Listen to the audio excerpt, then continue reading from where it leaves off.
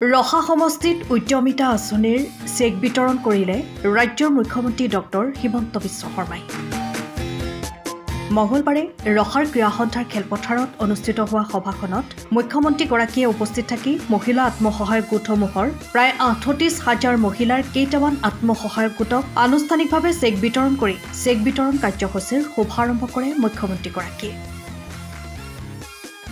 ৪০ সহস্ৰাধিক লোক উপস্থিত থকা জনাকীৰ্ণ সভাখনত ৬১ নং ৰহা সমষ্টিৰ বিধায়ক শশীকান্ত দাস, নগাঁও সদৰ সমষ্টিৰ বিধায়ক ৰূপক শৰ্মা, বৰহমপুৰ সমষ্টিৰ বিধায়ক জিতু গোস্বামী আৰু মন্ত্ৰী পীযুষ হাজৰিকাৰ লগতে তিৱা স্বায়ত্ব পৰিষদৰ মুখ্য কাৰ্যবাহী সদস্য জীৱন কোঁৱৰ, নগাঁও জিলা উপায়ুক্ত দেৱাশিষ শৰ্মা, আৰক্ষী অধীক্ষক আদিও উপস্থিত থাকে।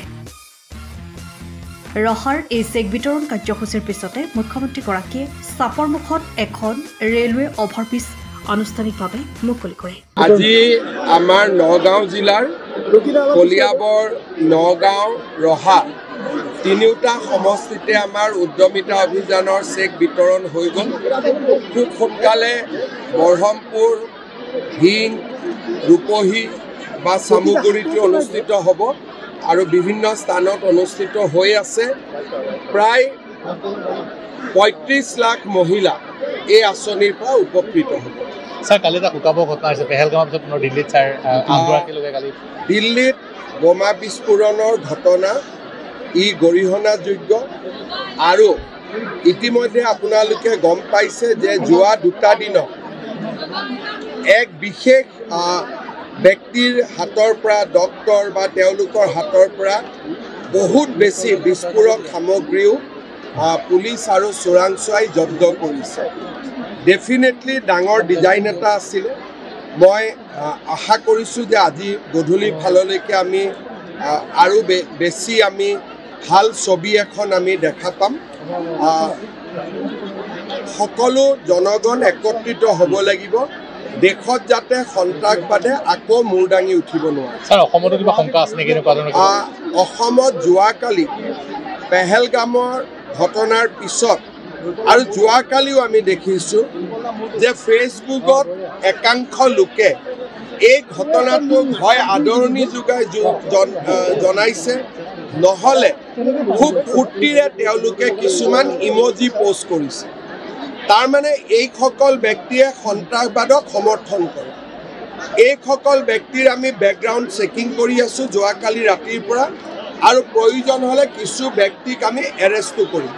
কাৰণ অসমত যাতে সন্ত্ৰাসবাদে কোনো কাৰণতে মূৰ দাঙি উঠিব নোৱাৰে আৰু তেওঁলোকে উৎসাহো যাতে পাব নোৱাৰে, তাৰ কাৰণে আমি কঠোৰ হ'বই লাগিব। যোৱাকালিৰ পৰা আমি লক্ষ্য কৰিছোঁ যে এচাম লোকে বিৰাট ফূৰ্তি পাইছে, আৰু যদি সন্ত্ৰাসবাদ আক্ৰমণত মানুহ মৃত্যুৰ পিছত কোনোবাই যদি ফূৰ্তি পাব পাৰে, তাৰমানে তেওঁলোকেও সন্ত্ৰাসবাদক প্ৰত্যক্ষ বা পৰোক্ষভাৱে সমৰ্থন কৰে।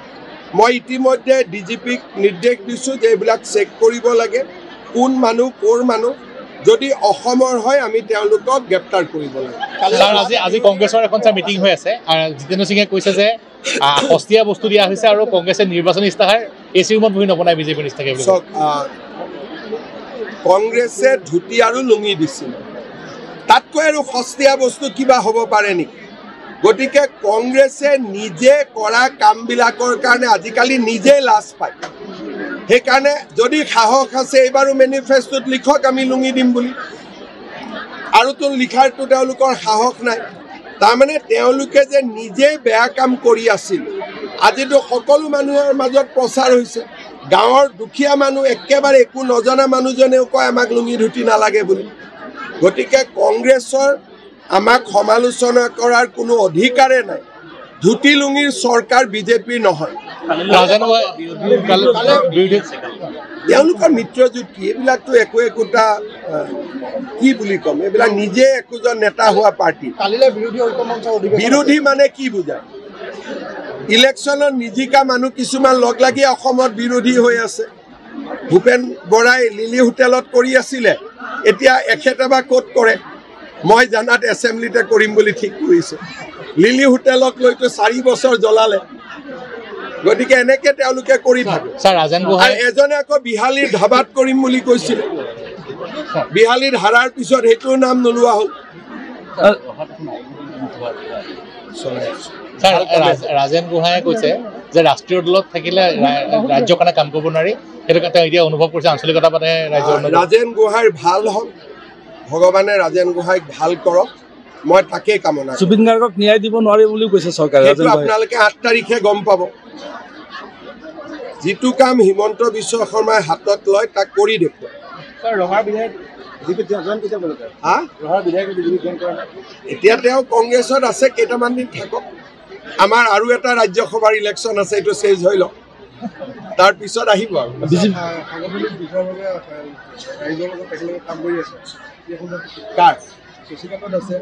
ভাল কৰিছে, সাংগঠনিকভাৱে কাম কৰিছে নাই নাজানো, কিন্তু নৰেন্দ্ৰ মোদীৰ হৈ কাম কৰি আছে, এইটো কোনো বেয়া কথা নহয়। দেশৰ প্ৰধানমন্ত্ৰীৰ হৈ কাম কৰা বিজেপি প্ৰাৰ্থী হ'ব পাৰে ৰহাত, সেইটোতো আপোনালোকে ঠিক কৰিব ভাই, মইনো কেনেকে ক'ম। কিন্তু এজন MLA, তেওঁ এতিয়া কংগ্ৰেছৰ বাকী MLA বিলাক ৰাইজৰ ভাল কাম হ'লে ক'তো নাহে। শশীকান্ত দাস অহা কাৰণেতো ৰহা সমষ্টি আগবাঢ়ি আছে, নহ'লেতো ৰহা সমষ্টিও ভেঞ্চাৰ হৈ গ'লহেঁতেন 5 বছৰ। গতিকে শশীকান্ত দাসে ৰহাৰ ৰাইজৰ কাৰণে ছেক্ৰিফাইচ কৰিছে। কংগ্ৰেছে 10 তাৰিখে যোগদান কাৰ্যসূচী কালি ৰহাৰ কালি কাক জইন কৰালেতো আপোনালোকে দেখিছে। এনেকুৱা জইনটো আমাৰ কাৰ্বি আলঙৰ তুলিৰাম ৰংহাঙে অকলে দিনত 10,000 মান জইন কৰোৱায়। এজন ব্যক্তি আপোনালোকে চাব, কাৰ্বি আলঙৰ তুলিৰাম ৰংহাঙে প্ৰতি সপ্তাহত 10,000 জইন কৰোৱাই থাকে। গতিকে মই আৰু বেলেগ কি ক'ম। নগাঁও জিলাৰ চাপৰ মুখত যিটো ৰেলৱে ক্ৰচিং আছিল, তাৰ ওপৰত আজি আমি এখন ৰেলৱে অভাৰব্ৰিজ নিৰ্মাণ কৰিবলৈ সক্ষম হৈছো। এই অভাৰব্ৰিজখনৰ দৈৰ্ঘ্য 1.2 কিলোমিটাৰ, প্ৰস্থ 7.50 মিটাৰ, আৰু এই ব্ৰিজখন নিৰ্মাণ কৰোঁতে ৰাজ্য চৰকাৰ আৰু ৰেলৱে আমাৰ প্ৰায় 90 crores rupees খৰচ হৈছে, 90 কোটি টকা খৰচ হৈছে। এই উৰণীয়া সেতুখন হোৱাৰ কাৰণে যাতায়াতৰ ক্ষেত্ৰত বহুখিনি সুবিধা হ'ব। ৰাইজে কষ্ট পাই আছিল, এতিয়াৰ পৰা ৰেলগাড়ী আহিলেও ৰাইজ অপেক্ষা কৰিব নালাগিব। আমি সুন্দৰ কৰি কমিউনিকেশ্যন কৰি থাকিব পাৰিম। মই ৰহা সমষ্টিৰ ৰাইজ আৰু চাপৰ মুখৰ ৰাইজক অভিনন্দন জনাই। য'ত বেদখল কৰি আছে তাততো তেওঁলোকৰ এতিয়া ঘৰ নাই, ভোটাৰ তালিকাত নাম সোমাবৰ কাৰণেতো ঘৰ এটা লাগিব। য'ত নতুন ঘৰ হ'ব তাতে ভোটাৰ লিষ্টত নাম সোমাব। মই এই জেগাখিনিত মোৰ ঘৰ আছিল, এতিয়া ঘৰটো নাই, এই জেগাত মোৰ নামটো কেনেকে ভোটাৰ লিষ্টত সোমাব? তেওঁলোকে আকৌ নতুন ঘৰ বিচাৰি যাব বা নতুন জেগাত যাব, নতুন ৰাজ্যত যাব, তেনেকে তাতে তেওঁলোকৰ নাম সোমাব। কিন্তু এবাৰ ঘৰটো ভাঙি দিয়াৰ পিছত, ঠিকনাটো বিহীন হৈ যোৱাৰ পিছত তাৰে ভোটাৰ লিষ্টত কেনেকে নাম সোমাব? লাহে লাহে সময় আছে, ইলেকশ্যনো আহক আৰু 2-3 মাহ পিছত।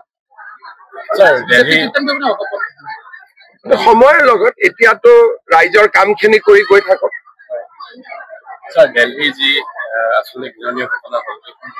মই অলপ আগতে ৰহাত এই বিষয়ে কৈ আহিছো, গতিকে আপোনালোকৰ চেনেলৰ মানুহ আছিলে, মই কণ্ডেম কৰি আহিছো অলপ আগতে।